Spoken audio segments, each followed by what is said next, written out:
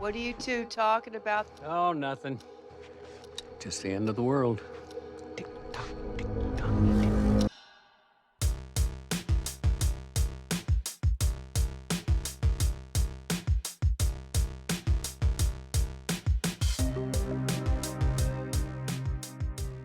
Welcome, everyone, to Pods the Watchmen.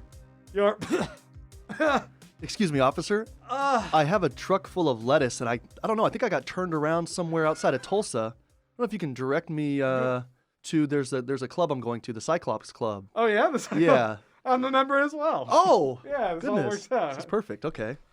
Oh, it's you. My goodness. It's me, man. Whoa. These are not these little yellow masks. that Merry they wear? Christmas. Happy New Year. Happy holidays. Yeah, thanks. You too. Good to see you. It's been a while. It has been. I feel like there was some reason we stopped doing these weekly reviews.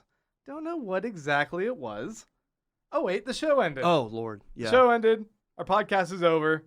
Everything's over. Everything's done. We've closed up, 20 boarded up, tumbleweeds. 2019's over. Folks, welcome to Who Pods the Watchmen, your formerly weekly companion podcast for the HBO miniseries. I'm Grant, I'm Clay. and we've obviously taken a holiday break. Mm-hmm. We have had more time to reflect on the episode, Mm-hmm. the finale, and on the season itself, and we thought it would be a good time to come back. We and discuss it. viewed the looking glass, Yeah. as it were. We've looked at it. We've looked at ourselves. We've come to terms with what we witnessed, what we bore witness to, and yeah, we wanted to talk about the show overall, because what our whole podcast series has been about thus far, at least in our review of each episode, was an immediate reaction. Mm-hmm. We would sit down here, we would get the videos going, and we would just talk it out. We would say, this is what we saw. Let's do a breakdown of it. Let's give our first impressions. Everything was a hot take. Yeah. And we haven't had time to really reflect on that. And I think it's important, because your first impression of something isn't the same as what you overall take from a show. And we wanted to, we're going to do that. This is also going to be the wrap up. This is our wrap up for season 1. Wrap it up, everybody. It's going to save you a lot of trouble down the road. Yeah. So I am gonna. Well, first off, before we talk about it, Yeah. there's an elephant in the room, Okay. and that is whether or not we're gonna get a season 2. There's an elephant in a room In an- pumping. There's an this elephant in small another show. room. Not in the room. Another room. It's in another room. Yeah. Right next door. But the season 2, Mhm. and I know people are like, "Are we gonna get one or not?" We don't know. We still don't know. Yeah. What do you think about that? I mean, we can't sit around and wait around forever. I would love it. I don't know. But you know what, though? Nothing can last forever. What do you think? I mean, do you think this? Because I think it actually. No, but nothing ever ends. Well, very true. Look, we're going to talk about the finale, obviously. I know you had some problems with it. I overall liked it. We'll get into that. But Spoiler. I guess, yeah, right? Oh, my God. We're actually going to talk about the finale. What a spoiler.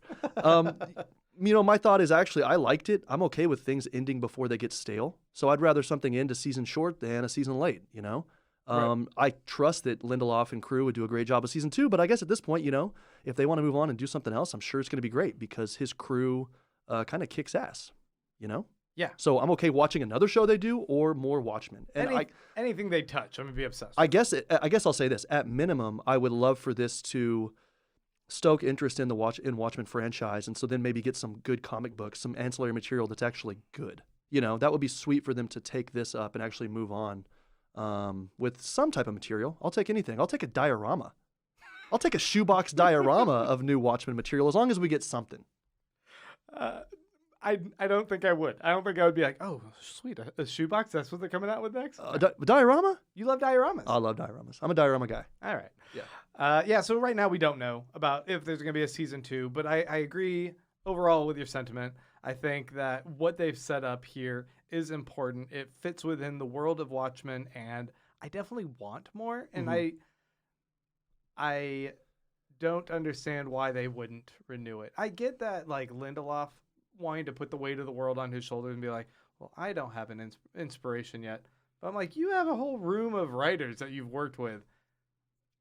You guys as a team can definitely come up with more that fits within Get this them universe. paid. And I feel that with what I've seen of this world. I have so many lingering questions that I need a second season. I don't feel the show has fully wrapped up everything in a nice tight package to where I feel satisfied. Okay. No. We got to satisfy Grant. I got Hashtag satisfy Grant. no, Grant is left unsatisfied. don't hashtag Wow. this. We got to get that, what's it called? Trending. We need to get that trending. No.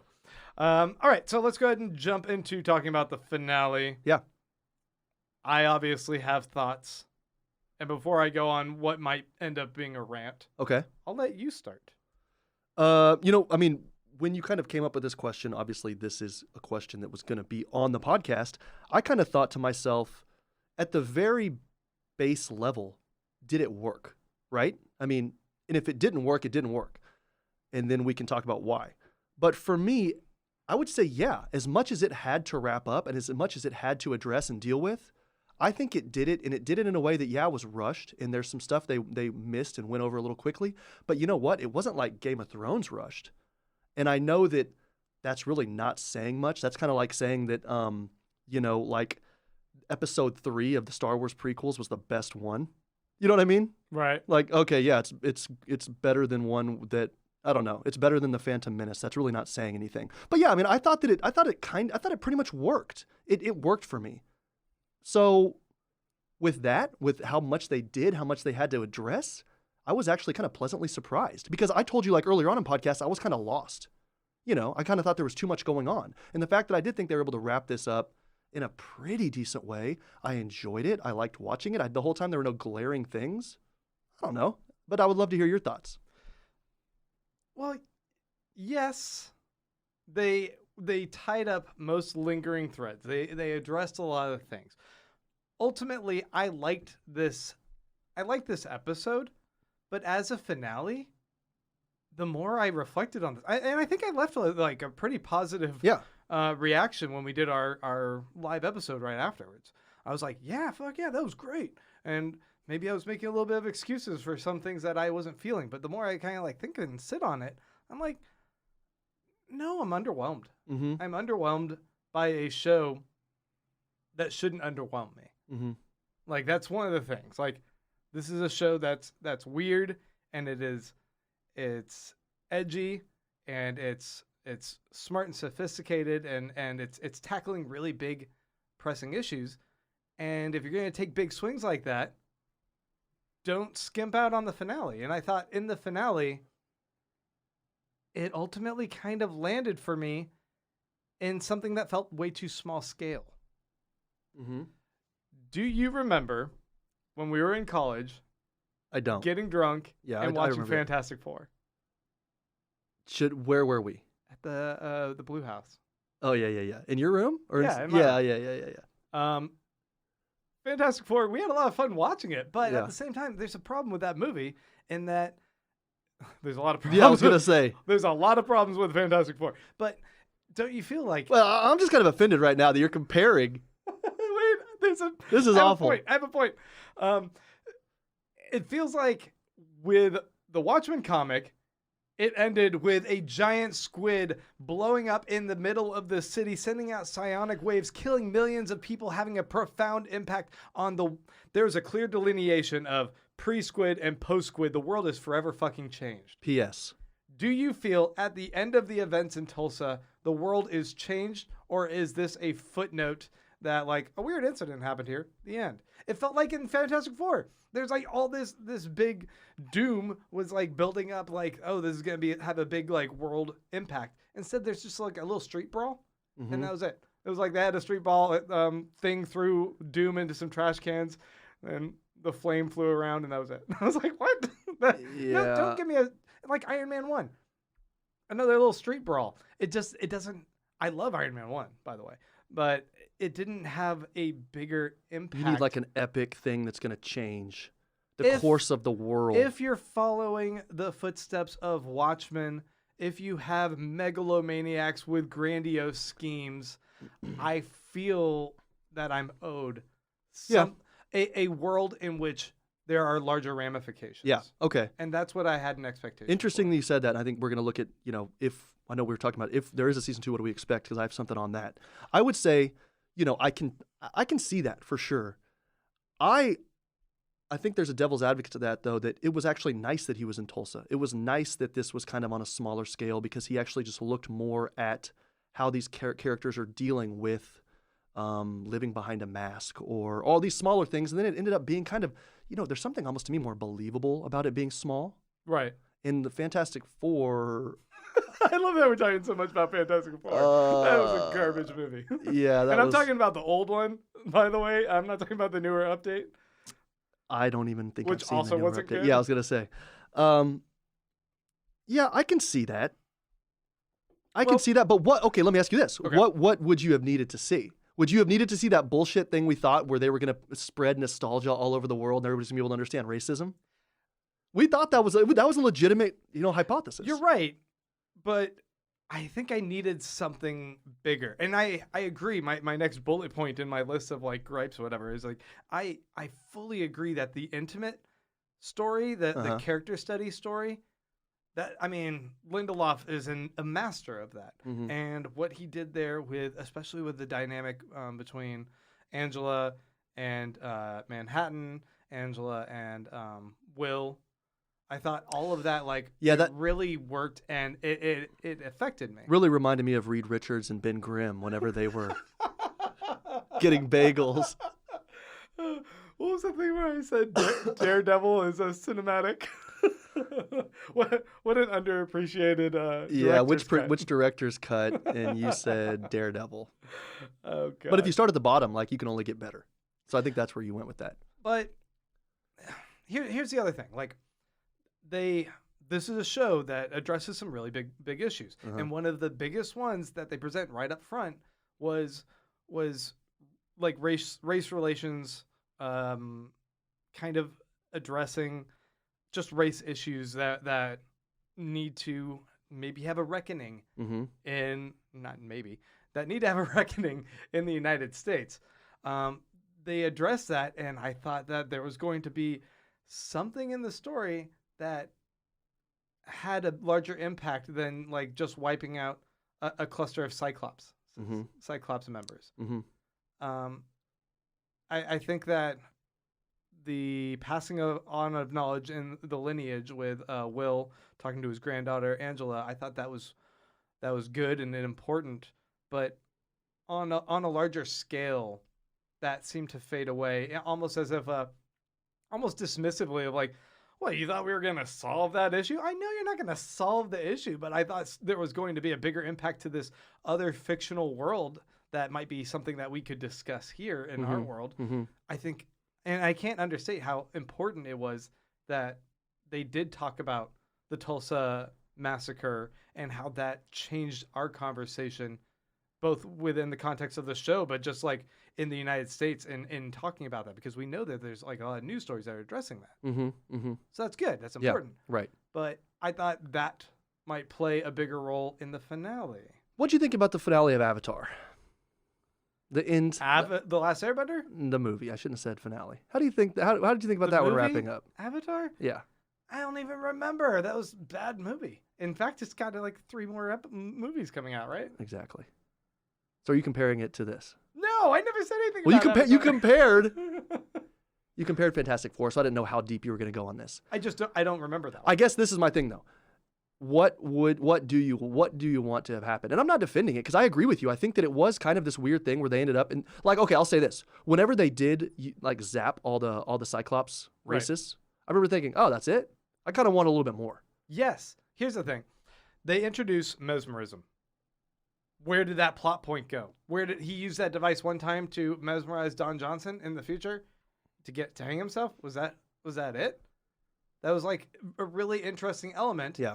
And when Lady True turns the Millennium Clock on all the Cyclops, that's what should have happened. Right. That should have been the payoff. It Exactly. was right there Exactly. for all of us. Yeah, that's what I thought. She should have beamed that light at them and turned them all against each other so that they eviscerate each other. They should have torn each other apart. And I'm not sure if there was a hesitation. They ran out of money. Or they ran out of money or time or whatever. Or maybe they really didn't even think about it. That's why John didn't hug Ghost. But for some reason, that should have been in there. Yeah, John should have hugged Ghost. John should have fucking hugged Ghost. And they ran out of money. But it was it was another dangling thread that like kind of annoyed me, and ultimately it felt like Lady True, sure, megalomaniac, narcissist, she became a monster of the week to me. Mm-hmm. Here's another comparison. Did you watch True Detective? Which one? The first season? Yeah. You know how they present the Yellow King and the occult, and there's this really Lovecraftian vibe to everything, and you kind of build up to the end anticipating something like that, and instead it's a monster in a haunted house. It's just a guy living in his house that the police have to go get, and they almost are dismissive to us, the audience, of that plot point. No, that was so frightening. That was like the Minotaur. It was a Minotaur, but at the end, there was nothing larger than it, I guess. Do you think Epstein killed himself? Is this where we're going? I'm just saying, because they did address it in the news, you know, on the TV screen, I think, where they were like, you know, this is a cover up, blah blah blah, and you know, of course it's not going to go anywhere because wealthy people and politicians were protecting the individuals involved. Okay. Pizzagate. I'm obviously kidding about that. No, but I don't know. But did you have in your theories or whatever, did you think that Lady True was just on a quest to become Dr. Manhattan? No. But I was wondering what was going on. I thought that there might be some type of retribution against Americans and against an American town for the Vietnamese. Yes. Right. Yes, they introduced but this she idea of may she may have been trying to get that power to do that, and they nipped it in the bud. Again, was this too rushed of a show then that we didn't understand what her motivations were to become Dr. Manhattan? Like, what was she doing it? What was her end goal? A different point altogether. Why did Mandalorian end after 8 episodes? Why did High School... At least we know we're getting a second season. Why did High School Musical, the musical... Well, of course, we got to see Baby Yoda grow up to age 51. little LBY. Why did High School Musical, the musical, the series, end at 9? Why did this end before, you know, what's going on? What happened to the 22, 23 episode season, Grant Davis? In part, I appreciate a smaller, tighter season, but this one felt rushed in a way that I'm like, you're so great about fleshing out other people's like relationships. I wanted her relationship with Veidt, with her mom. You wanted a little lost. With Vietnam and her past, and have a little bit of character motivation that made me have an understanding of why she simply, and I shouldn't say simply, it is a big thing to become a god. Mm-hmm. But here's my other gripe about that. Mm-hmm. Like, I wanted to understand her. Mm-hmm. But this whole show, the whole series, the whole mythology, everything about Dr. Manhattan in the comic told us that him gaining all those powers was actually a terrible thing. Mm-hmm. He lost his sense of self, of humanity, of anything that he was passionate and cared about. Mm-hmm. And he was following a path. He basically lived 10 years in a relationship for love that he needed to reach at the very end of that relationship, right before he dies or gets kidnapped and dies, right? Mm-hmm. He's like, this is the moment where I fell in love with you. 10 years into their relationship. He went out on top. And that's where his commitment was. He went out on top. But I mean, it feels like they were telling us that Dr. Manhattan's powers are dangerous, not so much, not just for how powerful he is and what all he can achieve, but also it's not something that one should actually desire, right? Right. So at the very end, she finds an egg. Mm-hmm. Angela finds an egg, and there's not even enough time for her to contemplate the weight and scale of what it could possibly mean for her to consume that egg. You know what would have made more sense? She checks for salmonella. For her to take that egg and fucking toss it.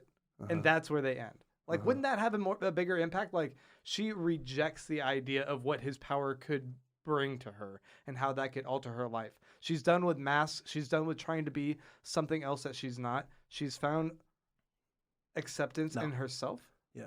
Or if you're going to have her eat the egg, then show her walking on the water or show her fall right into the water. Show one or the other. Instead, they end with a cliffhanger. Mm-hmm. I feel like I am going on a rant. That's all right. Your name is Grant. Grant rant. G-rated rant. That's what you did. You didn't use the F word once. That's a G-rated rant. While I'm bitching. Yep. There's a B word. The religious iconography it was over the top in this episode. I think Lady True getting the stigmata wound, her juxtaposed with the crucifix on the wall being heavily lit. I was like, all right, I get it, but I don't know why you guys. Why are they leaning into this? Is this just that Lindelof has this It's easy. compulsion toward having religion play a theme in everything that he does? Yeah. Especially when they were interestingly leaning on something that's much less addressed, like atheism and Dr. Manhattan's atheism up until this point. I just don't know where in that final episode it was like, oh, but Christianity now has its place here. Like, where'd that come from? Why was it there? I kind of thought maybe it was just something as simple as like just yet another belief structure. It's just the kitchen sink approach, throw in everything you can, you know. But why? I know. Why do it at the end then? I liked it. It wasn't a theme that was carried throughout the rest of the series. Well, actually, though, it popped up about week 3 or 4 whenever I did my silence. When I did my silence write-up on our Patreon account. As everyone read on your Patreon, this is true. But I don't know if you want to plug that right now. It's kind of a sweet segue. Oh, hey, if you guys want to support us, this is not the end of this podcast. We'll get into this in a bit. But patreon.com/Pods the Watchmen.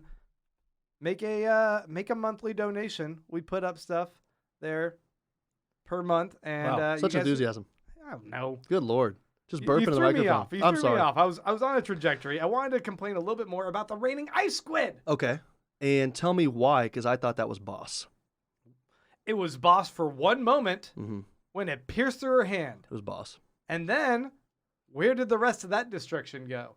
I didn't see anyone else really dying. Well, I told you, remember? I need to see some brutal. Remember when she's running? Her Yeah. fingers could have got blasted off. And they should have. Yeah. Instead, that tore through Lady True's hand, and then she uses a handy maid or whatever plastic thing over her head Yeah. and runs for cover. I'm like, I thought that there should have been more brutal destruction from it. Okay. If I'm not going to get if I'm just going to get a Fantastic Four brawl in the streets, then I need the raining down to be a little bit more hardcore. Maybe it was and we just didn't see it. I don't. I'm just, I'm giving them the benefit of the doubt. Maybe I'm being a little bitchy. No, you're okay. I don't know what. Yeah, you are kind of in a bad mood. I mean, it's a Saturday. It's like 70 degrees here in Austin. It's beautiful. No ice, no snow. I feel like there are a lot of elements of this. Like I've been seeing a lot of people post like, oh, I don't want a second season. This ended perfectly. How about no second season? I'm like, nah, don't end it like that and not give me a second season. Now I'm mad. I need a second season because I have things that are unresolved. Holy I have smokes. a world that's been established Yet- for me that I need more stories. Yet philosophically, that's sunken cost fallacy. You're trusting the same people who did not please you to give it another shot to please you again? Well, that's me misrepresenting myself then because That's I you. still- That's you in a long-term relationship. I still enjoyed this episode. I have problems. Okay. And I will passionately point out those problems. I like your for the sake emotional. of this I like your podcast. emotional integration. Yeah. So Look, for me, ultimately, I'm mixed on this. for me, and you're right. I would be okay with them in what was it? I mean, this is awful. This is sacrilege, but it has been a few weeks. Was it 8 or 9 episodes? Wasn't 10 episodes. How many episodes was the 9. show? It was 9 episodes. Yeah, 9. Okay. Yeah. 9. I would have been okay with them cutting out 30 to 40% of the subject material and focusing more on that. Because they had so much shit going on that it would have been nice for them to tone it down. And then if you do have a small finale, then it's okay, right? Because you're able to more slowly develop all those plots. So you're right. That's okay. Oh, sweet. We got to throw that out there. Sweet Manhattan hat. Need my Manhattan hat. Your Manhattan.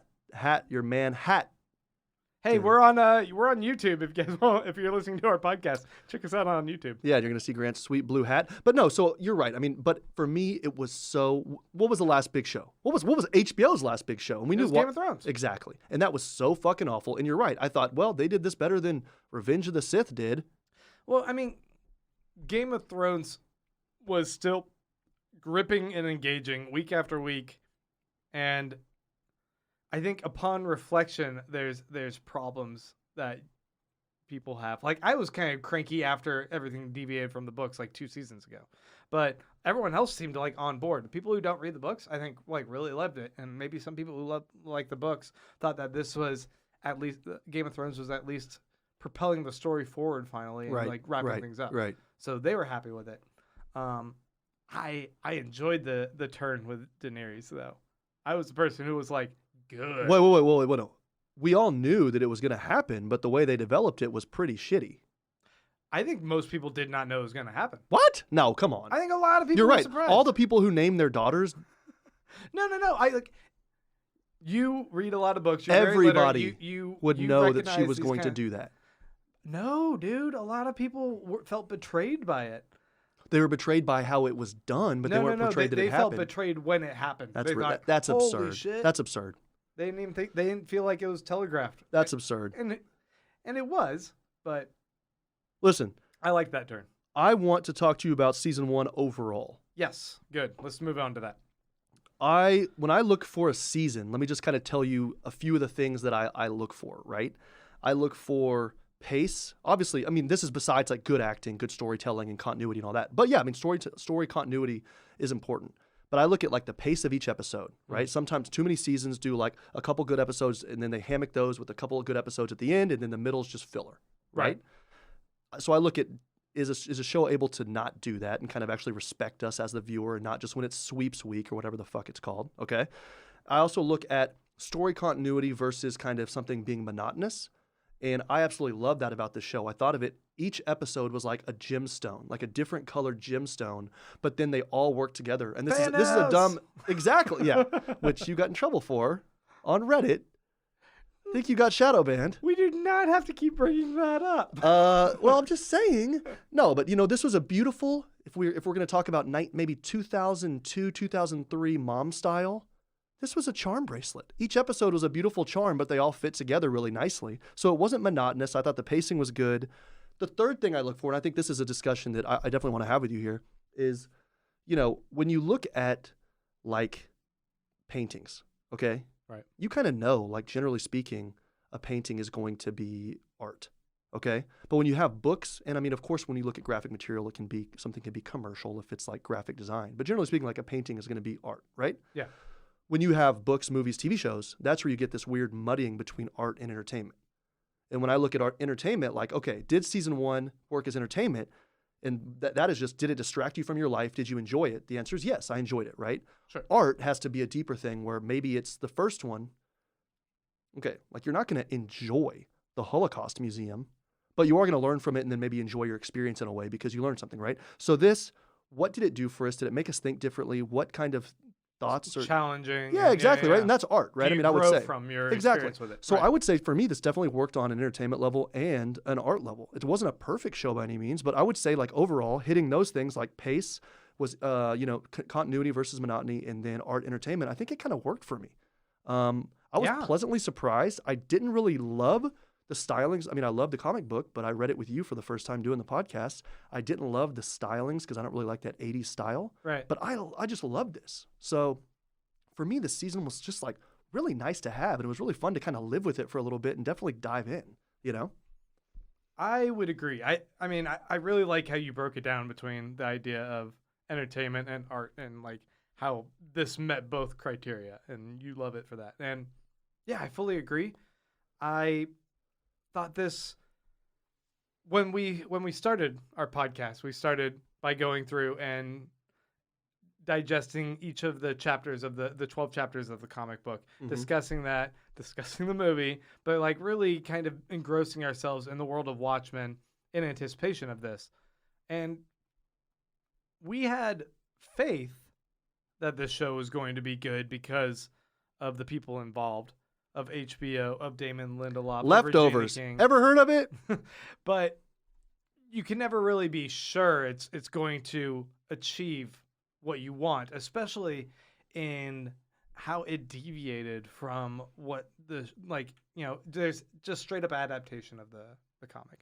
And this is living in that world, but doing, I guess it's not a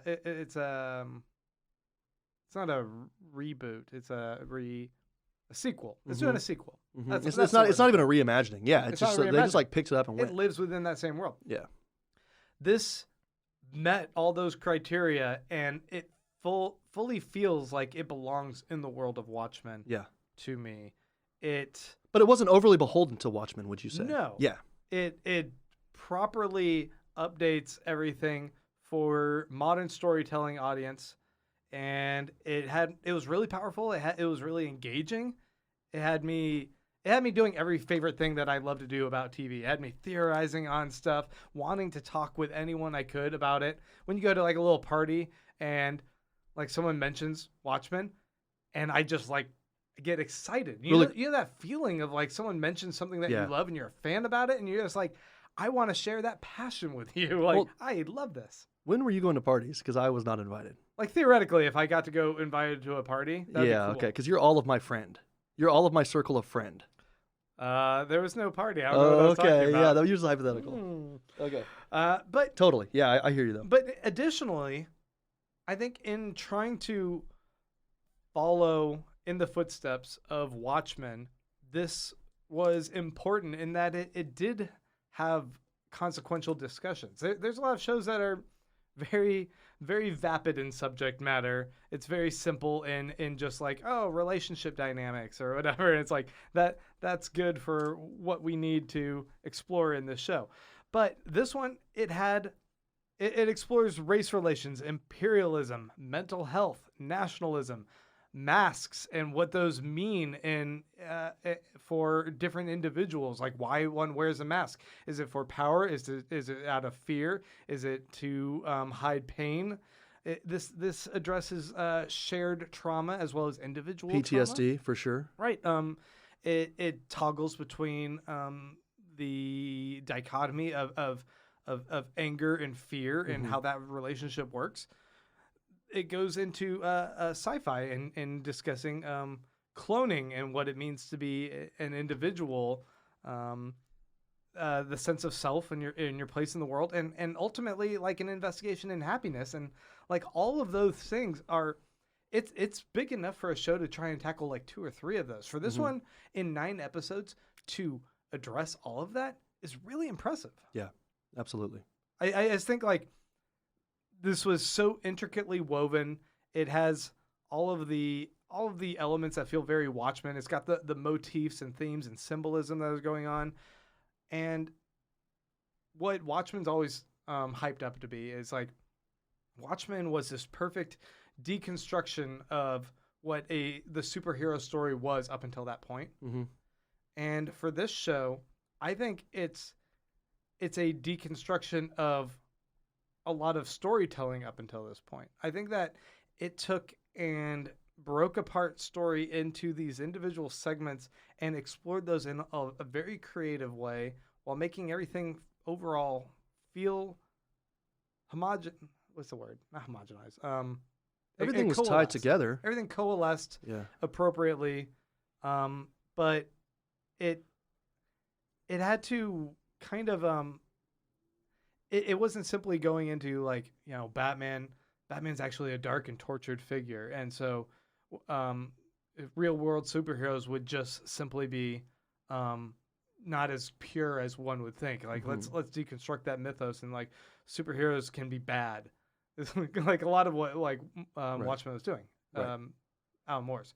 Right. And this one is like talking about like, no, this is more like there's systemic problems in culture that create pockets where there's power structures, and some people, what does it mean to wear a mask within that, and how does that reflect on what our society does? And I thought the conversation that was presented through this show for that was really well executed. Yeah, and not even, you know, just good or bad or pockets of, you know, systemic corruption or racism or whatever else, but also just superheroes as people. And sometimes, you know, you might suffer from some PTSD or trauma, and at the end of the day, you go home and you sleep in a bunker and you freak out about all this stuff, or you have to go and meet your ex-wife and ask her for a favor, and you know there's a lot of like pride lost in that, or you might be scared or tired, just want to come home to your amazing, attractive husband Cal and read some Hemingway on the couch, right? You know, so. Yeah, I think looking at it and kind of really getting into the details about, hey, these are also just people, and people go through things, and this show went through things. It was great. That's what makes Lindelof a perfect person for this show, because he understands geek. He's got Greek geek cred. He understands genre. He understands building mythology in a world and expanding upon it. Adaptation, he did great in Leftovers, and then made it into something his own in the second 2 seasons. And then he knows character study. So this guy's Yeah. like just like set for all of this, Yeah. Well, you know what? One thing I was thinking about on the drive over here. excluding my disappointments with the finale. Right. No, I mean, but still though, you left the finale thinking, oh, this was really good. Like I enjoyed this, Yeah. and so I think you still like it. I do. It just had some shortcomings, but that's There's- natural and normal. It just has me wanting more. In these days, as fans, we feel like, especially you, we're looking at all the forums and you're on social media, etc. When you spend time with something like that, you do feel invested. You know, like you want the best for it and you want to enjoy it. So, I mean, that makes sense. But I was thinking about on my short, as you know, like 25-second drive over to the studio, which, you know, sorry, carbon footprint. I should have walked. You live really close. Yeah, but I was coulda going to wash. You were going to be late. I was if going to you wash the car. Yeah. So could have left earlier.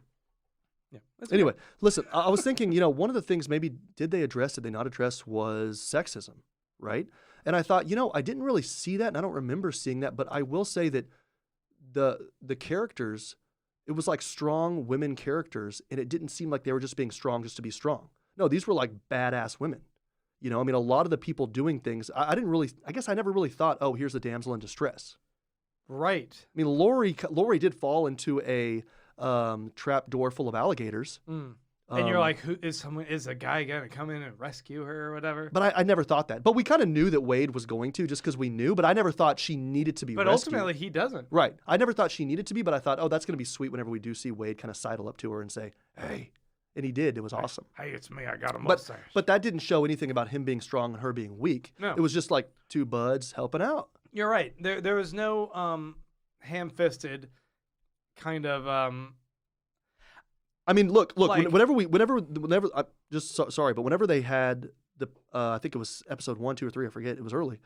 She, you know, Angela fucking takes a shotgun or a rifle from the bedpost or from the headboard of the bed. Yeah. And Cal's like, "Are we going to be safe?" Rather than the traditional opposite, you know. And that didn't even seem weird. It just seemed like, oh yeah, because she's a badass, you know. Yes, you're right, and that is definitely something that should be addressed because a lot of shows do want to express like, oh, we have strong women, but it's like there's the line of like, I'm a strong woman in a man's world or something like that. Where Exactly. it's like, It was like Dolly Parton, 9 to 5. like where you have Yeah. to like express that's what you're doing, and it's like 9 to 5. And I think like a lot of bitchers and complainers on the internet were like, oh, they called it woke men, right? Like this idea like that that Watchmen was going to just appeal to woke culture. Do you even know what woke culture means? Yeah, because I don't know because you're so off of the internet. I watched the NBA, as you know. Okay. And there's a certain guy named Mr. Irving Okay. who is #woke. Yeah, and it's pretty awful. So yeah, I hear you on that. But a lot of people were just complaining that like, oh, because they're addressing race, like, oh, this is just gonna be preaching to me about like liberal ideals. Limousine liberals. Yeah, Yeah. and we're both liberals. But Mhm. Although you do call me a Bernie bro. do I? And 2 weeks ago, I ordered a Bernie poster for myself for my own Christmas present. Oh, I'm good with it. nice, right above the bed. Yeah, actually, no. I put it on the ceiling so when I wake up, I can have a quick fap. Ew, what? Hey. Just camera only on me. I'm just- Lube Man is not just on Watchmen. No, Clay. Come no. on. Okay, well, I want to move on to talking about some lingering threads. Okay. So we're gonna get we have a few other segments on here. Lingering threads. We're gonna go into our categories moment. Yeah. But lingering threads. I was saying before that I think that there's a lot of elements that the show set up that are rife for exploration. And I probably should have put these in, I don't know, like a particular order of importance. I'm a big alphabetical order guy. I didn't put them in any order. Elephant is going to be right after D. What is the deal with the elephant? Yeah. We got to explore this. No, one of my first ones is that Adrian Veidt is now, if they follow the trajectory of where we left off, he's going to go to prison. He's going to go to prison. Well, he's going to go to a trial. He's going to go get arrested by the FBI. Presumably, he'd go to prison eventually. And if he goes to prison, who is he going to be in prison with? Yeah. Dan Dryberg, Exactly. Night Owl, No, but he's getting out. a second season. He's getting out in like 3 years. Al's getting out because Lori's going to get him out from her good work in Tulsa. Maybe. He's going to get an early probation. Maybe, but his crimes are his crimes. Her deeds don't exonerate his crimes or his refusal to Maybe cooperate. they will. Maybe. But I like the idea of both of them being in prison together. And what if it was like Prison Break? I Oh, that don't would mean be to be such sweet. a basic bitch about this, but like, what about Prison Break? Season 1. But with like those superheroes. That'd be cool. That'd be tight. You know, some of the best stories in Marvel are like when Daredevil has to go to prison or Punisher has to go to prison. I'm not a Punisher guy, Oh, Daredevil. even though Tim Duncan you love, is. Sorry. You love Daredevil. I love the Spurs. I'm sorry. I know Timmy is, but I love Daredevil. Yeah, it's one of my favorites. Angela now might have partial Dr. Manhattan powers. That's of course an obvious one to explore. Wait, really quickly, these loose threads, as you call them, lingering threads, they're not necessarily negative. You're just kind of throwing stuff out. This Okay. isn't negative. So this is hashtag unsolved mysteries. Unsolved mysteries, Okay. interesting things that could Cool. lead into a second season. Yeah, that yeah. I would appreciate Okay. getting to see. Following on the heels of that would be Will Reeves, her grandfather, potentially being a mentor to her as a god. Like, what does that mean? Mm-hmm. Wade, I would love that. I would love that, like a full house, because they have the 3 kids, right? and it's full house, yet it's God power, full house. Him keeping her in check with her humanity. And then being like, you hey, still have kids. And do you remember how not Joey? What was his name? Not Joey, the other uncle. Come on. Jesse, Uncle Jesse. Jesse had the basement where he was recording music. Wade could live there in a basement of his own. Oh my God! Holy shit! It writes itself. It's full house. It writes itself. Just hold the pen and let it Ouija board you. Speaking of Wade, he now not only knows about the big conspiracy, but now he's worked alongside Blake. And what if they would just team up? What if he has enough knowledge that they just fold him into the FBI? He's no longer a Tulsa PD. He's an FBI agent alongside her, former superhero and a human lie detector as partners. Wouldn't you love to see those two as partners? God, in a working TV his way show? up the ladder. PDpedia revealed that Agent Dale Petey got fired. Right. They found a bunch of oil in his office. They found his files. They fired him. Yeah. The oil implies he was Lube Man the whole time, and now he's an unemployed vigilante. We could see his adventures when he's just like, I got nothing holding me back. Adventures or misadventures? Misadventures. Yeah, likely misadventures. There's Well, he gets into credit card debt because he doesn't have a job anymore. yeah. So you can't really fight crime when you got to work. There's some real shit going down here. Yeah. Then speaking of real shit, they left all these people on Europa, all these clones. Yeah.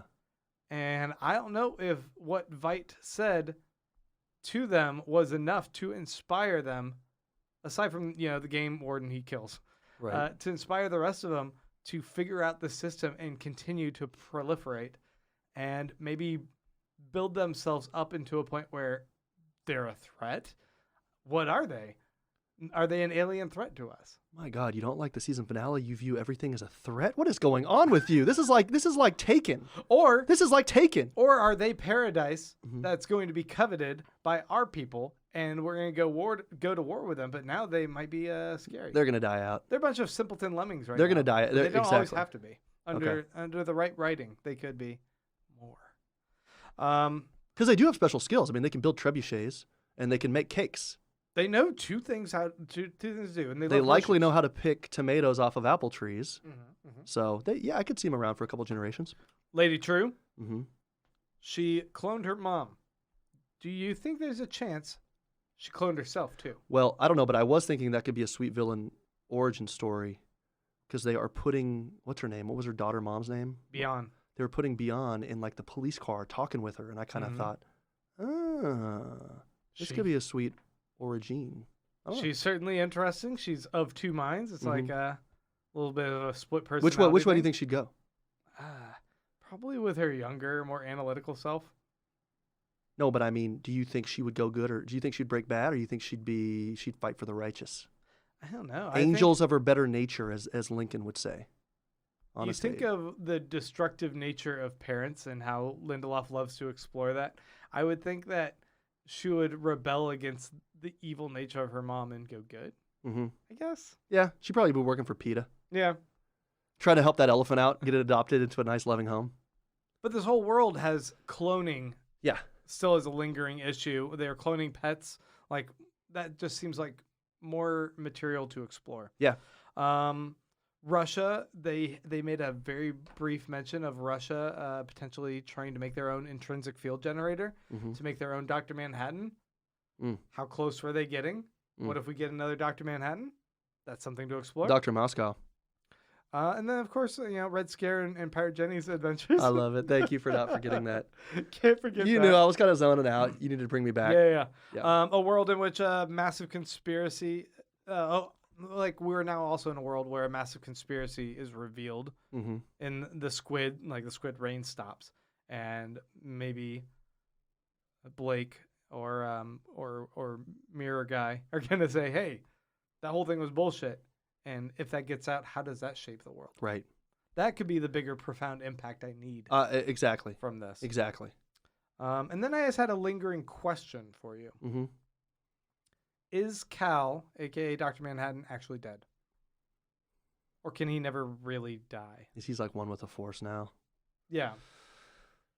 Like, they exploded him before, and he reconstituted himself. Well, He seemed beyond this kind of thing. And him imparting himself into an egg, potentially, is he ever really dead? Speaking of Revenge of the Sith, you do remember how at the end Yoda revealed that Qui-Gon learned to escape mortality, and now he could come back because he was one with the Force. So can Cal do the same? Can Cal actually guide Angela after she eats the egg? I would love that, actually. And I don't know if he guides her actually by doing anything or just his own memories, but I guess I'll say this. Okay. If Watchmen does come back in season 2, I would at least love some flashbacks or memories of Cal because he was such a great character. Yeah. And it was so fun. And once we saw that, second to last episode, a god walks into a bar, whatever it was called, I love that. And so I would definitely hope to see that again, see some of that spark and just kind of banter. Absolutely. I don't know. That's a good thing. And let me ask you this, because we were talking about, season 2. I think your lingering questions bled into that. Are you cool talking about what we would want to see from a second season now, or do you want to go into our categories? Either one. What do you want? This is kind of a question, and it's not about a specific character or anything. It's about the first, obviously it touched on, like you said, colonialism, nationalism, identity That beer's so politics. good. Yeah, I know, but I was expecting a Hefeweizen, and then it said Pilsner in huge block 48 font lettering, and for some reason I'd misread it. Their pills are so good. Yeah, no. I'm sorry. I mean, if we ever want them as a sponsor, that's delicious. But I was expecting some sweet citrus. Let me ask you this. Yeah. The first one, though, it, like I said, touched on a shit ton of stuff, but the main thing was race, right? I mean, I would imagine we could agree on that. The first season or the Yeah. first I'm sorry, episode? the first season. It started off Okay. as race.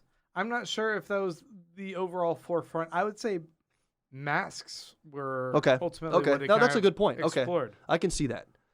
Then that changes my question a little bit, but I'll just say, what would be the second season's overarching thing? And I was thinking an interesting one. We have Veidt now going to a trial, okay? And you kind of said earlier on in the podcast, like, do any of these people pay for anything, or is there any retribution or something? That could kind of be an interesting thing. This is, what's the meaning of power, and does power corrupt, and hiding yourself and all this? What? Veidt has to go through another trial after Right, just going through exactly. that year trial Yeah. with the simpletons. Yeah, that would be pretty bad. But I was, like the idea of what is justice, what is retribution, that could kind of be an interesting second season, except the fact that that's kind of like a boring subject. Right. So I don't know what the overarching theme would be. I mean, they could just run it back because it was so good that the things they were dealing with would be cool. And it would be cool to see an expanded universe with American colonialism and neocolonialism and all that. But, I mean, power. Yeah. What's going on with power, institutional power, individual power. If we see Angela gaining Dr. Manhattan powers, if we see Wade moving up in the ranks to where he now has power within the FBI, and like what does that weigh on him as far as his responsibility? Mm-hmm. It feels like in a way that like The Wire explored the different facets of power structures. Yeah. They could do this in a world in which superheroes exist, and you're as powerful as you are operating within certain legal parameters Sure. of a society, right? Sure. But what happens when you move outside of that, when you're adjacent to that structure? Because it's one thing for Red Scare and Pirate Jenny to Jesus be Christ. on a beat level, right? It's Uh-huh. another for Angela to be God mode and operate outside of that, and yet have to some degree, respect that. I mean, that's a constant struggle with like Superman. It's like Mhm. you can't save everything everywhere all the time without running into issues of autonomy with other individuals and like what it means within this country's dynamic versus another country's dynamic. It's always like this tricky political thing that like you have to kind of skirt a line. And I mean, how did he make love to Lois Lane when he has that strength? It's like Shaquille O'Neal shooting free throws. I mean, I feel like you just got to lay there. I mean, he has to starfish. If he does anything besides starfish, What does that mean? you just lie there with your hands at like 5 points and you're just a starfish. Okay. If you're not starfishing, he's killing her. Yeah. So that's probably the biggest thing actually he struggles with. Am I wrong? How do you... When you could go like this. Also, let me ask you this. How do people cut his hair? I think he can just like will it. Superman can will it? Kryptonite scissors? Exactly. Like a kryptonite, like a steel tip, like a kryptonite tipped scissors. Yeah. Anyway, This is much safer territory let's move to back. discuss. Did we do an adult content warning? Yeah. No, so season 2 for me, I know you might have had other things, but my main question is, because I think we would run back a lot of the same characters, right? It would probably be Angela heavy, I would hope. Right. I think that would be a sweet deal if we do see Wade move up. But if they wanted to do like an anthology series akin to like Fargo, I could see that as well. Like you could pick up with a whole nother city, a whole new cast of characters, and they could keep the same actors and have them change their appearance. That's what they do in Fargo, or that's what they do in like American Horror Story, which American Hero Story likes to parallel. You take Angela, or what's her name? Angela Lang? Is that the actress's name? Anyway, just have her play a whole different character in this other storyline. Let me ask you this. What city would you want to see or town? Austin. No. Really? Bring it back to Austin. Dude. I'm going to be an extra. That would be bad for traffic, Extra man. in season 2. That'd be bad. Well, they might, after Leftovers. After Lindelof hears me bitch about the finale, he's like, Yeah, nah, exactly. fuck off. You didn't do a Fuck good off, job. dude." Yeah, we're not getting sponsorship from Live Oak with my Hefeweizen comment, and now we're not getting We season 2 in already Austin. got sponsorship. Listen, That's not sponsorship. let me ask you this. Okay. I want to do a few categories with you. We're kind of throwing these back and forth. I'm excited today. about these. First one. Thinking about NFL playoffs, which the Bills are playing, but who really gives a shit? Yeah, it's Bills. I'm thinking about the NFL playoffs. I'm kind of thinking about winning, and winning can mean a lot of different things. Winning, and I'll say the question, then I'll kind of explain it, and then I have a few answers, like I usually do. But which character won the show? Which character won the show? You have to explain this. Could be won you over. Could be they won the plot, as in, and I don't mean acting ability or anything. I mean the actual character, not the actor. I mean, who maybe winning could be just surviving, or could be thwarting a plan, or could be achieving something they wanted to achieve, or personal growth. I have Who an answer, won the but show? I want you to go first, only in so much as like I don't want to take what might potentially be your answer when you've thought this through probably more than me. You go first. I have 3 answers. Oh my God. I will say this. 2 out of the 3 have question marks. Only 1 has no question mark, and I want to say 3 of them to you, and then I'll tell you why after. But I'm going to say 3, Okay. and I'm going to say 2 have question marks. Tell me the one that does not have a question mark. It's just a clear winner. Gladly. Okay. Jeremy Irons, Adrian Veidt. Okay. Regina King, Angela Abar. Pirate Jenny. Pirate Jenny. So we got Veidt. We got Veidt. We got Veidt. Okay. We have Angela, and we have Pirate Jenny. The clear winner. As I like to call her, PJ, pajamas. We got Veidt, Angela, pajamas. Let's see. I mean, I think Angela definitely goes through some personal growth in learning about her lineage of having a fulfilling relationship, even though it comes to an end, and an understanding about herself that she no longer needs to wear the mask, right? I'm like, I get that, but she also goes through a lot of pain. She loses her husband. She's now got 3 kids In to support on excruciating her fashion. own. That's, I don't know if that's winning this overall plot. Okay. Okay. Racism still exists in the world. So you're going to say she has a question mark. I would say she has a question mark. Okay. Adrian Veidt, I'm not sure how much he personally grows. I did not get the sense that he came out the other end of his adventures over on Mars with him reflecting on his actions of dropping the squid, of killing millions of people and feeling bad about it. Mhm. I don't think the tear he shed was for that. I Mhm. think that he's not. No, I'd put a question. Pirate Jenny would have to be by elimination. You, sir, are correct. Okay. Pirate Ginny is the only one out of the three without a question mark. Here's why, very quickly. Veidt, anyone who can escape captivity on Europa Yeah. wins, even though he's likely going to prison. Okay, and he's going to have his fortune confiscated and everything else. He wins with a question mark at minimum, because that is a huge feat to escape prison on Europa. Okay? He's the guy who cut the Gordian knot. Listen, so he wins with a question mark. You're right. Abar, she may have just ended up with god powers, but she did have to watch her husband blow up, Mm-hmm. and the god powers might not be such a good thing. All right. But the fact that she could now end up with a house with a sweet reflecting pool with, let me tell you this, I didn't know there were that kind of trees in Tulsa, but her backyard is lush. yeah, We need to have some commenters or viewers or listeners, whatever they're called in Tulsa. Let me know. Is that what it's like? Because I could relocate. we are in Austin, and all of our grass is yellow all the time. Exactly. We're struggling for water. They say yellow is the new green on the signs, and I don't believe it. Oh, But then you pay your water bill and you believe it. yeah. So Regina, Angela, and I say the two kind of simultaneously because her character, her acting was so believable, which we get into best acting later. But Angela wins, but with a question mark. Pirate Ginny, Give me meanwhile, Pirate Jenny. when we voted in our last podcast, every week we would vote on who we thought was the next to die. Every week it was Pirate Ginny. The fact that she is still alive and survived means that she is the clear winner. She's the cat with 9 lives.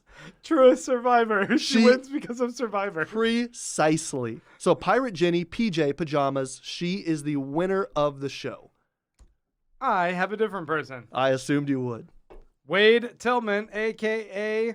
Mirror Guy. Right. I think that Looking Glass had the most personal growth. I think that he was a guy that in his character study in episode 5, we see that this is a guy that is, as much as he's operating in the world with a certain degree of confidence, that's an illusion because he's wearing a mask to hide how afraid he is. Mm-hmm. Afraid of everything. This is a guy who's actually traumatized. And he's traumatized because of the squid, of the blast, of the paranoia of how that's affected him. We get a very, I'm burping a lot because of this beer. We get a very, Yeah, that's not a good word to say on a podcast. Burping? burping, belching. Good What do you Lord. want? Belching's I worse. would just avoid it altogether. It would just be like unspoken. I just think that with what we see from episode 5, he learns about the conspiracy and learns that he's been misled, and so anything that he's holding on to about like this pain, this is a huge growth step for him that he can let go of that and accept that he's operating in a world of other things going on, a higher truth, I guess, that he can grow from. And we see that he backslides a little bit. He still grabs that machine at the end of episode 5, and he still wants to, operate under the lie a bit. Yeah. But I think if we left it there, I don't know if that would have been my final answer. But from there, we get that he kills a bunch of those guys on his own, using his own ingenuity. He kills a bunch of the 7th Cavalry dudes. Right. He moves on to going on a much grander adventure, being transported to Antarctica with Laurie Blake and Adrian Veidt to learn even more so the concrete proof of like this conspiracy did happen. Veidt is the one who pulled it off. Yeah. Laurie knew about it.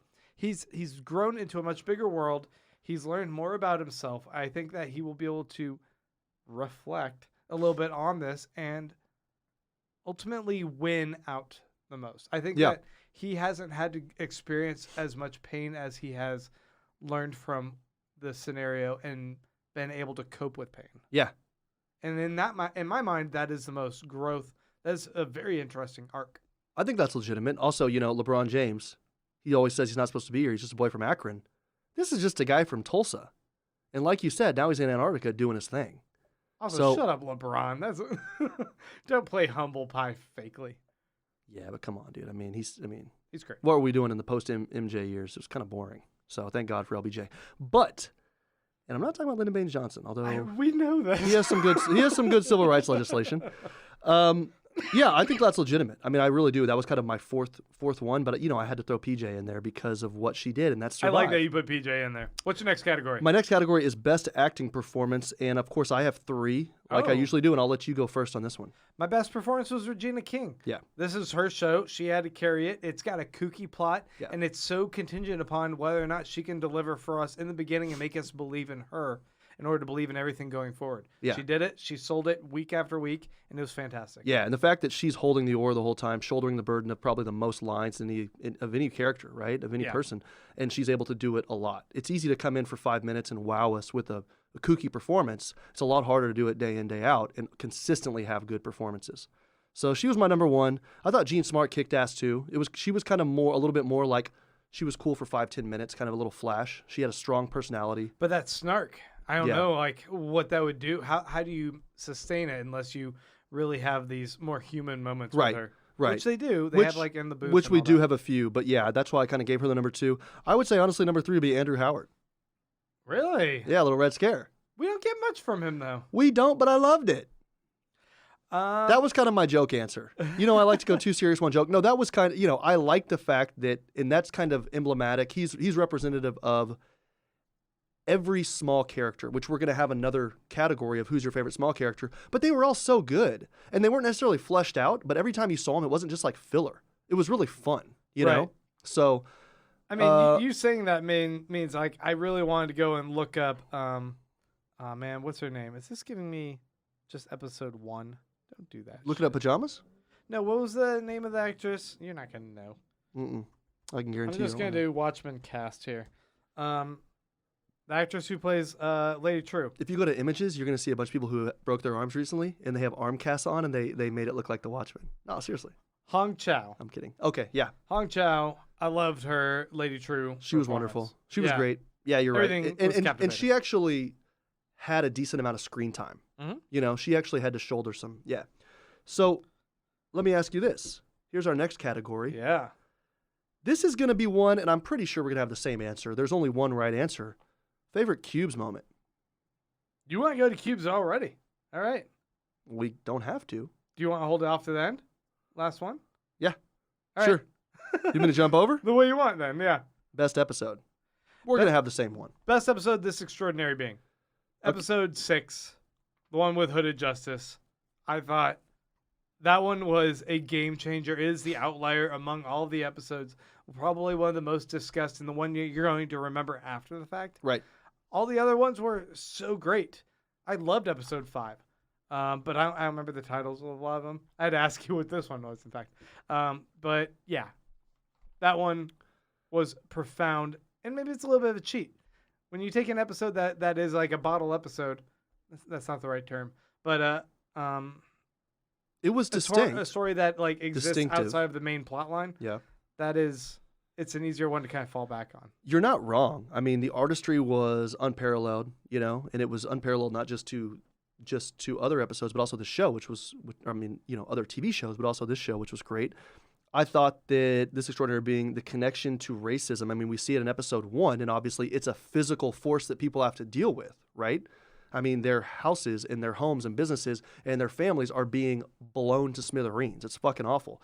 This was a connection to racism, I thought, as a physical force in the same manner, yet in a more everyday way. The fact that after work, this guy can't just walk home and and just kind of enjoy a nice night in New York City. He's thinking about these people who are coming up and kind of, not really catcalling, but just kind of like following him. And anybody could hang him from a noose at any time. And you think, shit, that kind of reminds you of the seriousness of this.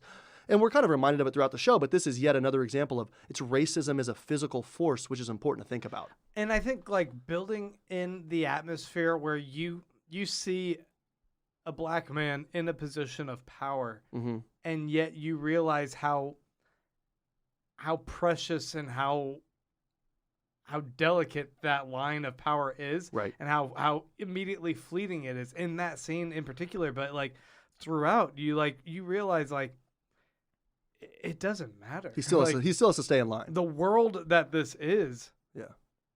and that world's not too far from this world.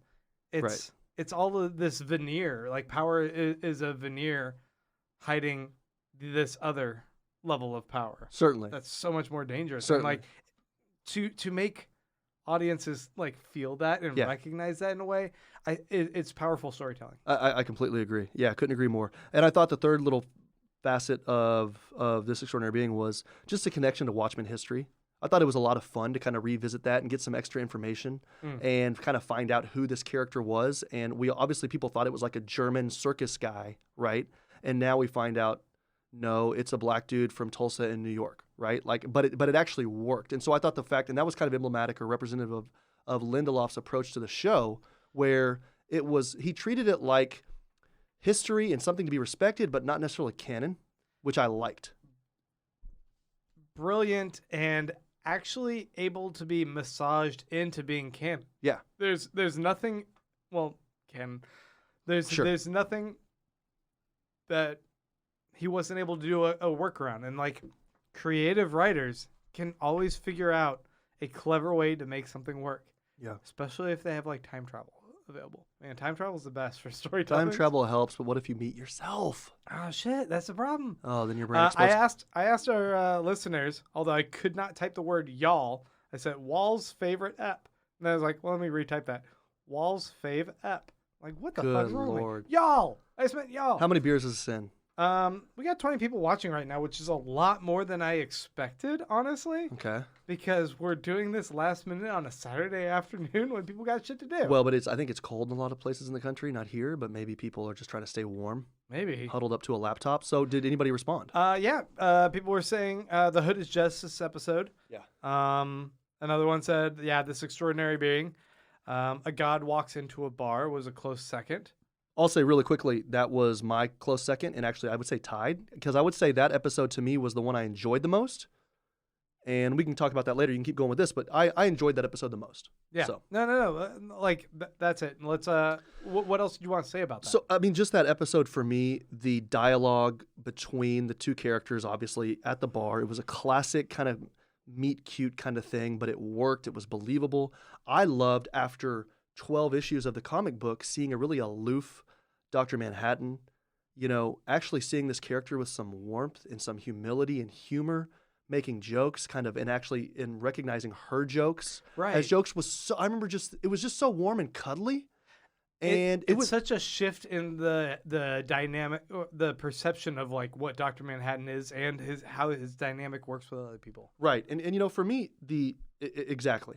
And the last part about it was the fact that, a lot of shows that are smart and a lot of art and entertainment these days, when it wants to be smart, they forget the simple things that matter.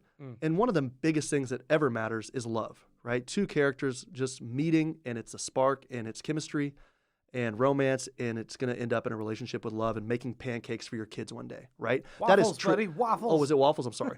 and talking about atheism while you're making the waffles, yeah, right? It's casual. So combo. that to me is it was a beautiful moment seeing that. And it was just a love story. And there's nothing wrong sometimes with just enjoying that. And it's okay to let your guard down and just enjoy a love story. And so for me, that was the most enjoyable episode. It ties with this extraordinary being, which of course was an extraordinary episode.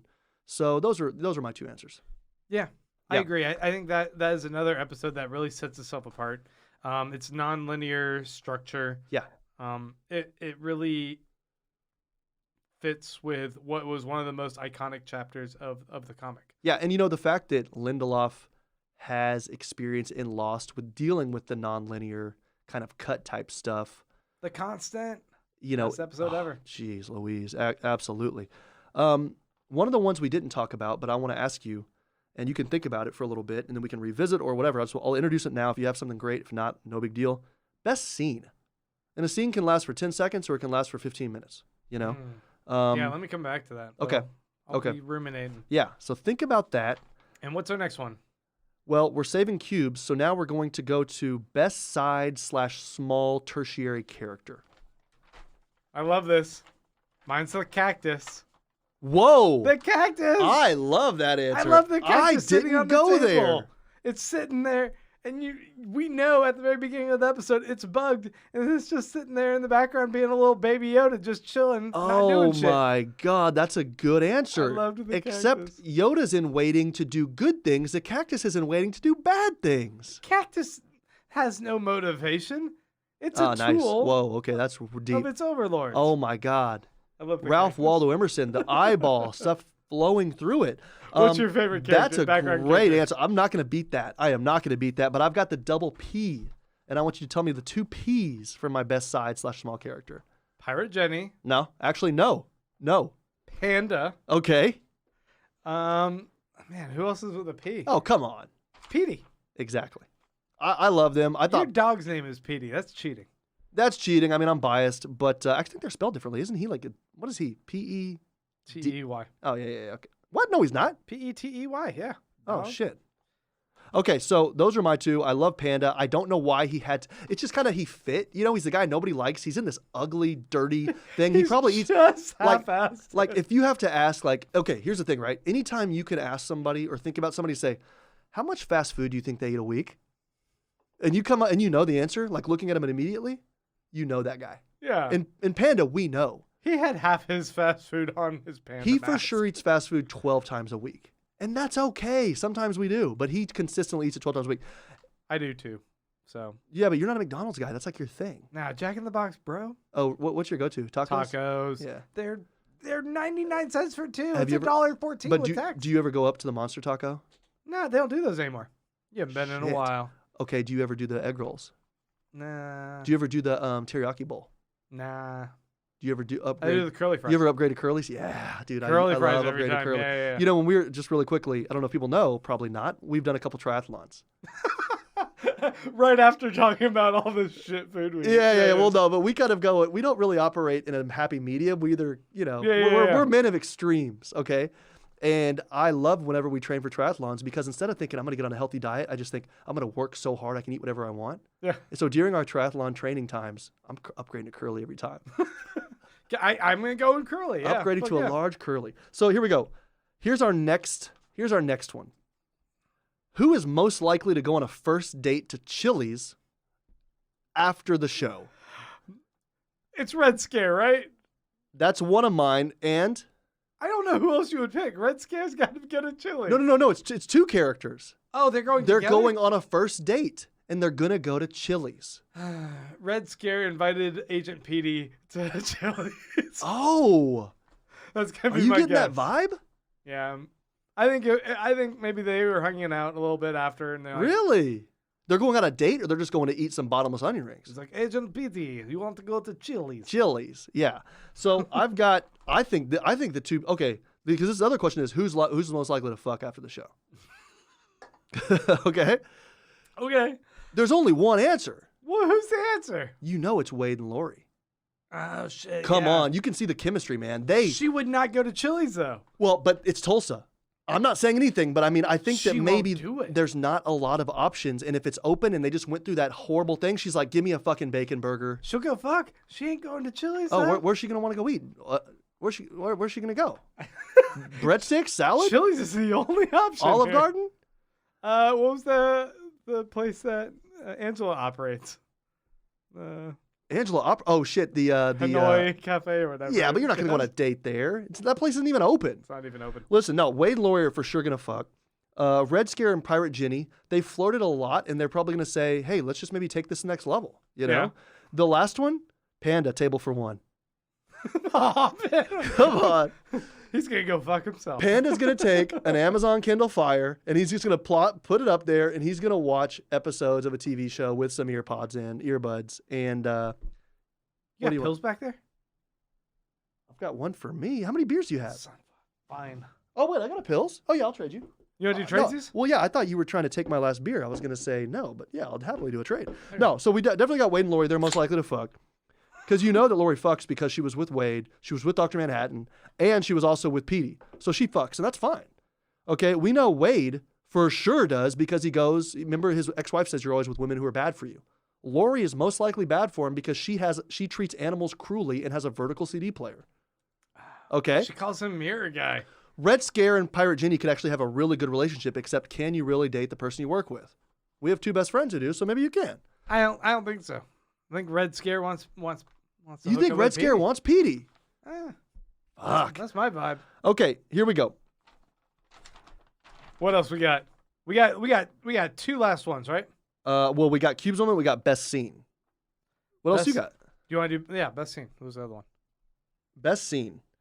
For me, it's the New Jersey Wade flashback.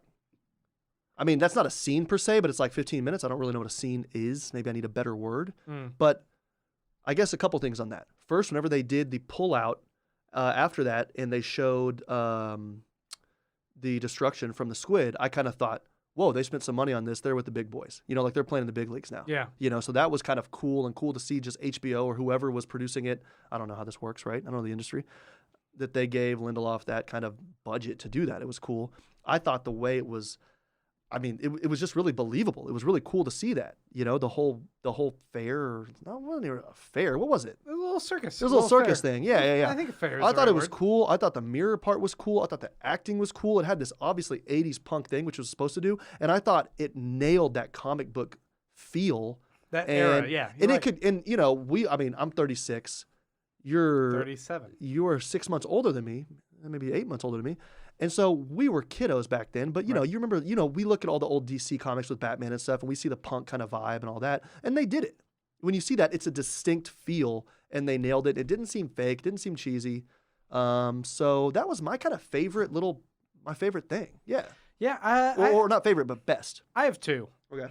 One of them would be the the development of Europa with Dr. Manhattan when he's God essentially, and instead of in 6 days, he did it like over a course of like an hour or so. Yeah. He says, but just like seeing the scenes of like everything bloom and him walking out across the European landscape as it like the water fills in and he's walking on top of the water, then levitating above the people, and then like his essential Adam and Eve of this new land.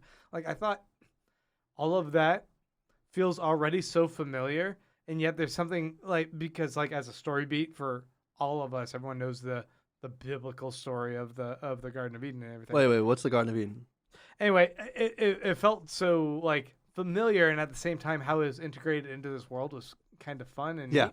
Yeah. The other one though is when Will Reeves goes into George's warehouse at the end, when he's no longer wearing the mask, he's got the gun, and he's just going to kill them all. That was boss. When he goes in, he just starts blasting them all in the head, and then the red light is blinking. It felt very Tarantino to me. Oh yeah. In this adrenaline like sense that I'm just like, yes, this is justice. This is what needs to happen, and I am on board with him getting his vindication here. But he was also a vulnerable character because we saw him earlier brawls. You know, he doesn't have special powers. He's just a fighter. Right. And so we still are worried about him, but we are amped up. They had the long Tarantino-like shots. It was badass. It's visceral. Yeah. It's like watching Drive or Old Boy or something, like just a hero with a hammer, or just like I'm gonna beat you to death. Absolutely. And I'm driven by a mission, and I'm like, and when they get me on board, with raw violence like that, I'm just so pulled in. Yeah. And I thought they filmed that scene so well. Yeah, absolutely. No, I thought that was a great scene. You're completely right. I'm excited. It's time. Let me clear my throat. It's time for the cubes moment. And do people? I would like for you to maybe explain what a cubes moment is. No, dude, I can't. Why do you say that? Take your essence of what a cubes moment is, because you took my essence last night. The fuck does that mean? I simply mean that last night you thought about the cubes moment and you realized what it is after how many months have we had? I simply mean that. I simply mean that. Listen, how many episodes have we done? After cubes? we went to Chili's, you've had 4 months of cubes. Cubes? Yeah. Here we go. I'm gonna give it a shot. Let me go to my camera. Whoa! It did a special wipe again. All right. The cubes moment is when there is a moment within the show or the series that is compelling to you for whatever reason. Is it that you're driven by a character moment? Are you driven by a particular element in a scene? Are you feeling that specialness of how they've lit the scene with the lighting, is the music and how that integrates with the emotion of something, what draws you and compels you. A cubes moment is named after the sugar cubes, the green sugar cubes that Rorschach in the original Watchmen comics fucking loved and kept stealing from Dan Dreiberg's house. Exactly. Cubes are everything. Cubes are the thing that tethers you to this earth and yet lifts you above it. Wow. And makes you feel something more about yourself and the world that you exist within. Wow. I don't know. Is that essentially what the cubes moment Look, is? in Mahayana Buddhism, they talk about the fact that the flower is tied to the muck, the roots. You know, its roots are in the dirt. So it's tied to humanity, but also the flower is up there and it's doing its own thing. Yeah. You just went there. You said the cubes is tethered to the show, but also lifts you up. I love it. Now, the cubes for me is exactly what you said, and something that's just fun, makes you chuckle, makes you laugh, makes you think about a great memory and reminisce a little bit. And it doesn't necessarily have to be related to the plot line. In fact, it shouldn't be. It's just a little thing where we get lost in criticizing the show, or not criticizing, but critiquing and talking about it. And it's just a little thing that makes you think, oh, cool, I had fun with that. How many do you have?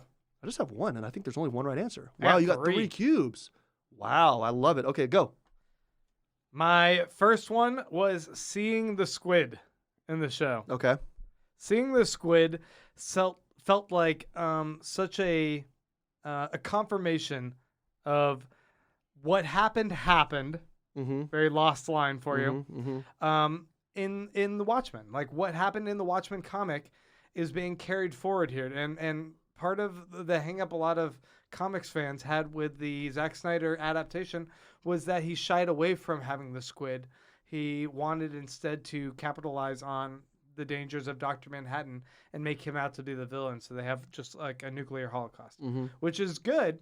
But at the same time, a lot of people loved how wacky and Lovecraftian or just like absurdist it was to have this giant alien squid drop and have that validated in the show. It just felt good. Yeah. Like to pan across the city and just see that squid in that moment in episode 5. It was like, yes. Yeah. You want me to keep going, or you want to take yours? I would love for you to keep hearing these. My second one was, it's a little one. It's a little silly. But the Mothman Paparazzi. Okay. Byron Lewis was one of the original Minutemen, the predecessors to the Watchmen. And in episode 2 or 3, I get them a little bit confused so early on. They have the paparazzi there wearing the Mothman wings, and they're obviously this lineage from him that have borrowed technology. Exactly. But they're using it for something as not only mundane but also like shitty as being a paparazzi. And they're not even doing it well. Yeah, they're doing it shitty. Yeah. I love that. It was just a great little homage to the original comic and a hilarious tweak, I thought of it. Yeah. And my last one, come on, might be the one you were going to say as well. Lube Man and him sliding into the sewer. No shit. Go on. Absolutely. Look, Lube Man for me, there's 2 things about this, okay? And I want to introduce this in 2 ways, and hopefully I can tie them together. The first is that I loved, I'm not an MCU guy. I think we all know that. People listening to the podcast are going to get pissed off, whatever. I'm not a Marvel Comic Universe guy. In the early ones, maybe even before the whole MCU started, with the earlier Spider-Mans, I love it, like in the origin story, whenever he goes in the cage fighting MMA type thing, and he's wearing the shitty hoodie, right? Because if any of us wanted to dress up like a superhero, our costume would probably look pretty shitty. Yeah. Right? Our costume would probably, like if I had to go home, like I don't know how to sew or anything, but if I thought, fuck, I feel like I got to go out today, like somebody just rifled through my car. Actually, somebody did rifle through our car. Be careful if you're living in Travis Heights. Oh. Lock your doors. But if I got pissed off about that and I thought, you know what, I got some energy tonight. After I watch a little bit of Star Wars Rebels, I'm going to put on a costume and I'm going to go fight. Put on your long johns or I'm going to put on my long johns. That's what I'm going to look like, and it's going to be so shitty, but I'm going to feel like I'm badass. So like, when kids dress up in Halloween, like, when you were a kid, you put on a Wolverine costume, you felt like Wolverine. But really, you look like shit. This is one of my biggest unnecessary gripes in superhero movies is when they suddenly have a badass costume. Yeah. Because I'm like, explain how they made that. You didn't go to Crafts, etc. Spider-Man, sure, he's wearing a red, he looks like Red Hood. He's wearing like a red hood over his head, and he's wearing red sweatshirt at first when he's like doing his stuff. Then suddenly he's sewing like immaculately crafted webbing onto a what do you call that? Like iron Under Armour like shit. And I'm like, bullshit. Kevlar threaded.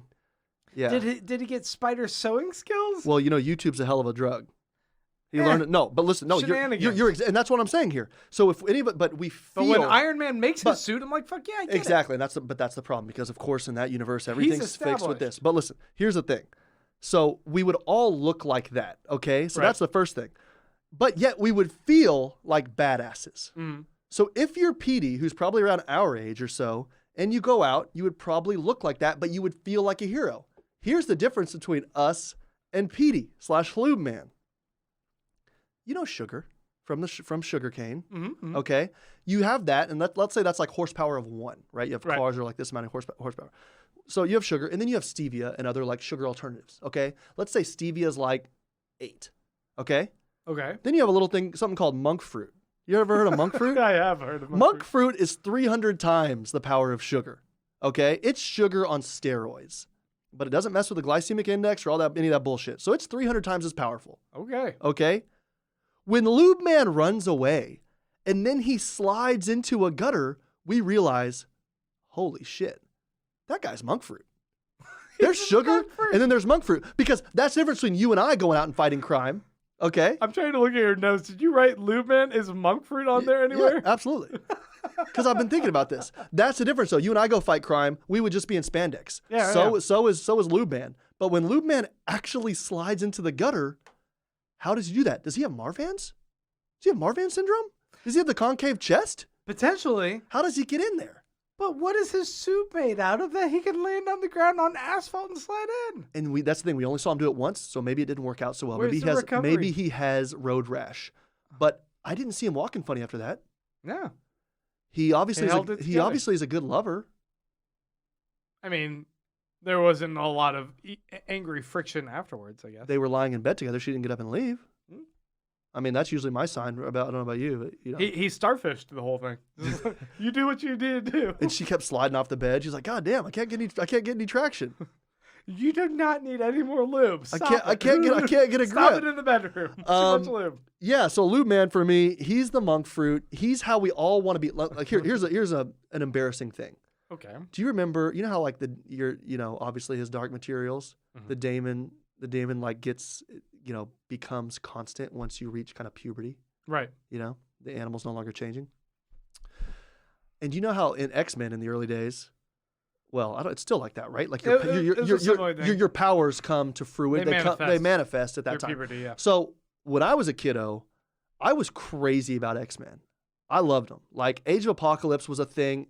And I was like begging my mom to, can I vacuum? Can I rake the leaves? Can I sweep? Can I mow? Because I wanted to go get like all the different Age of Apocalypse things. Okay? Right. And that was before the internet. So literally I would look at like an insert to see what's part of the Age of Apocalypse universe.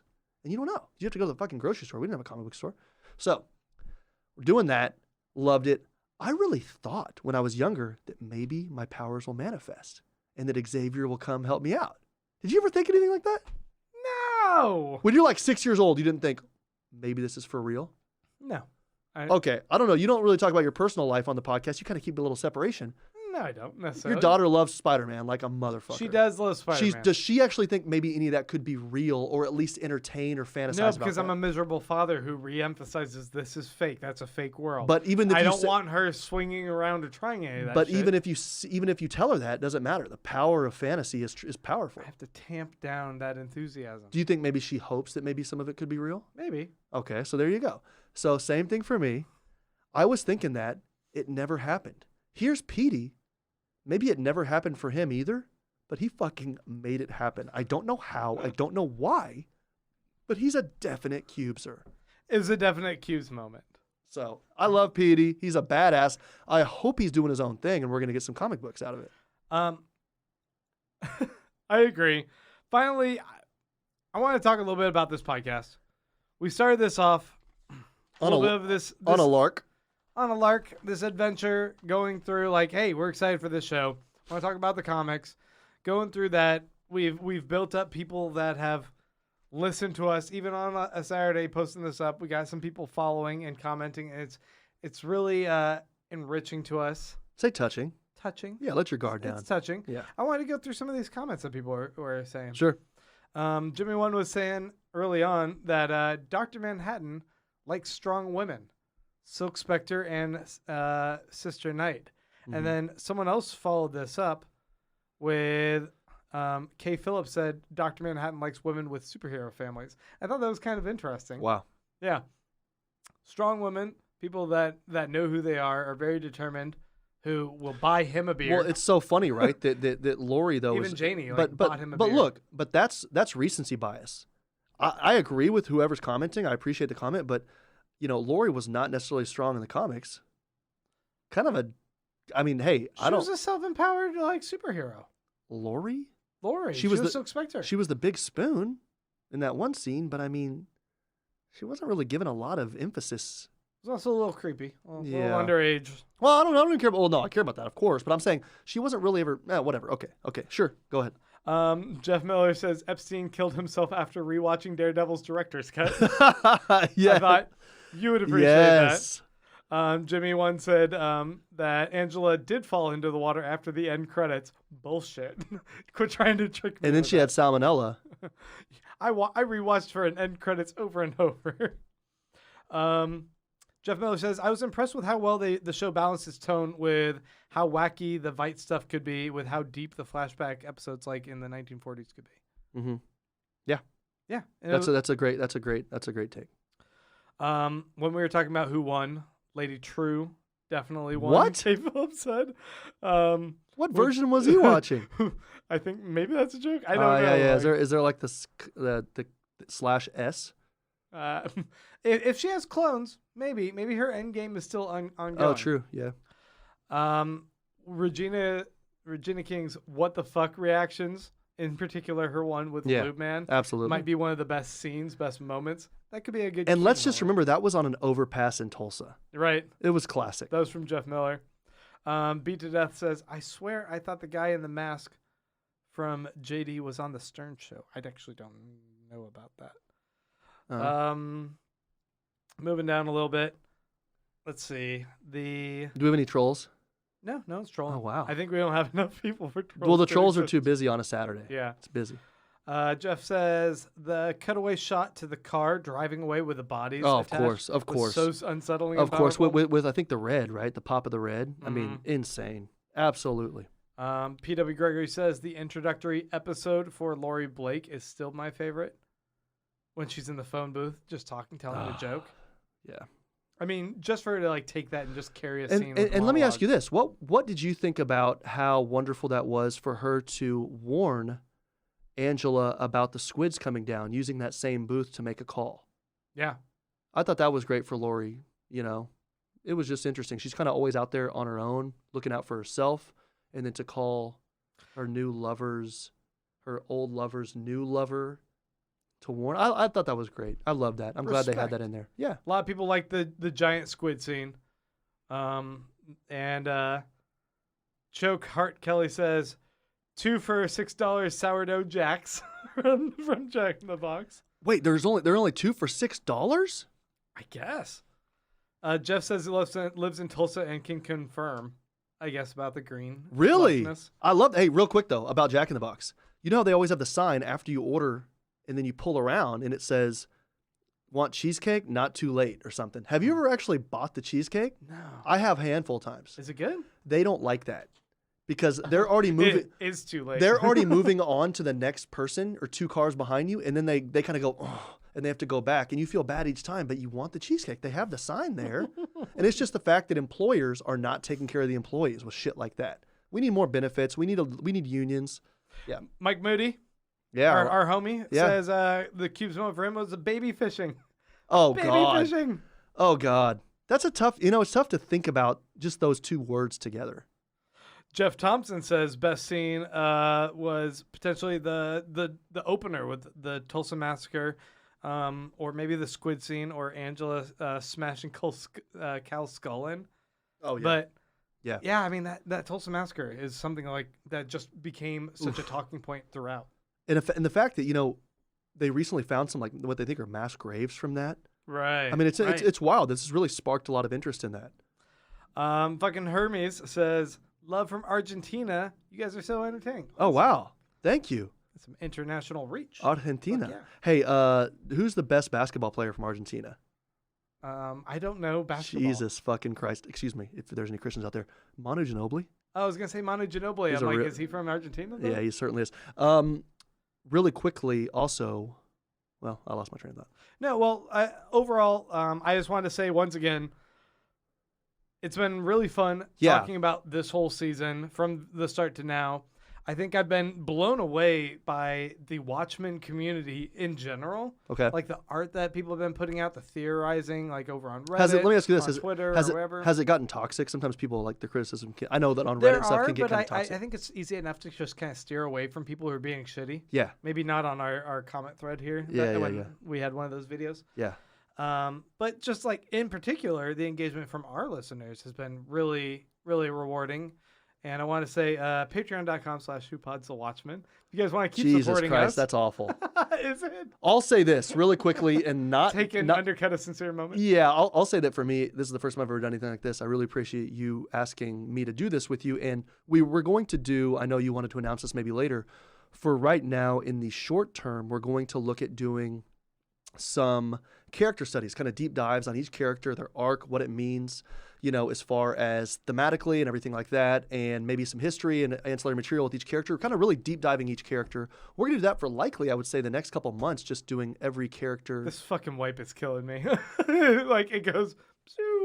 Oh, yeah. But I don't know why that happens. Well, you know why? Yeah. It's because of the clock and the Watchmen. It's kind of doing a Watchmen that. clock. So we're going to do. We want to do character. We're going to do the character studies for the next couple months. Maybe some deep dives into ancillary material as well. That would be fun. I know that it's not that great, but we're going to keep Watchmen going for about 2-3 months, and we're kicking around a couple other ideas. I want to do a certain book series, but that's tough because obviously you don't get as much traction with TV. We're kicking around some other TV shows that might be coming out. Everybody's doing Star Wars. I love Mando. I love seeing Ewan McGregor as much as anybody else, but I don't know if we necessarily want to do that. So if anybody has ideas, always slide into my buddy's DM, pull a lube, man, slide into Grant Davis's DMs and get in there. Lube, man. Let us know what you like, because we definitely enjoy speaking to each other. We're best buds. Yeah. And I'll say really quickly, obviously we can plug Patreon, whatever, but it has been a lot of fun just seeing people say, I'm writing in from Puerto Rico, or I'm writing in from Argentina, or I'm writing in from France, and blah, blah, blah, blah. And it's just really cool connecting like that. I think that the internet can be a kind of a nasty place, but this is really fun.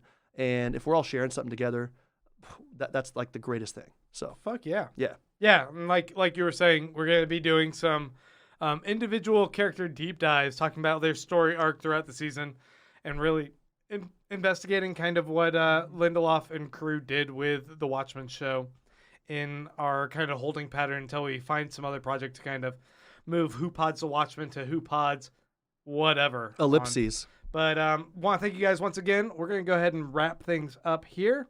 And just stay tuned. If you guys want to stay tuned to what we're doing, of course, follow us on all social media. Yeah. And go ahead, Clay, take it away. Yeah, because generally you always leave and walk to the laptop or the computer to end it.